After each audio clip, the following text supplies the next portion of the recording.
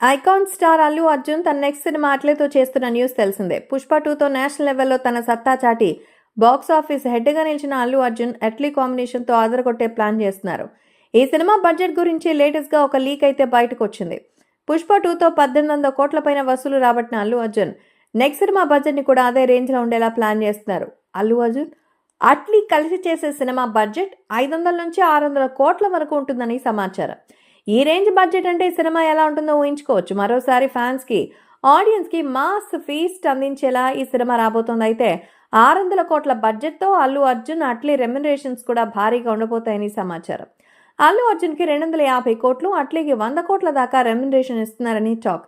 అల్లు అర్జున్కి 250 కోట్లు అనగానే ఆడియన్స్ ఫ్యూజ్ అవుట్ అయిపోతుంది.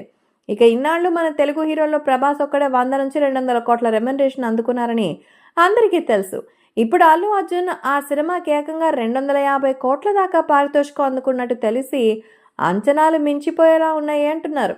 పుష్ప 2తో పాన్ ఇండియా క్రేజ్ పాపులారిటీని సంపాదించిన అల్లు అర్జున్ రాబోయేటువంటి సినిమాలన్నీ కూడా నేషనల్ వైడ్ ప్లాన్ చేస్తున్నారు. ఈ సినిమా విషయంలో అట్లీ, అల్లు అర్జున్ ఇద్దరు కూడా భారీ ప్లానింగ్తో ఉన్నారు. మరి అల్లు అర్జున్ అట్లీ కాంబినేషన్ ఇంకెన్ని రికార్డులు బద్దలు కొడుతుందో, ఇంకెన్ని కొత్త రికార్డులకు నాంది పలుకుతుందనేది చూడాలి.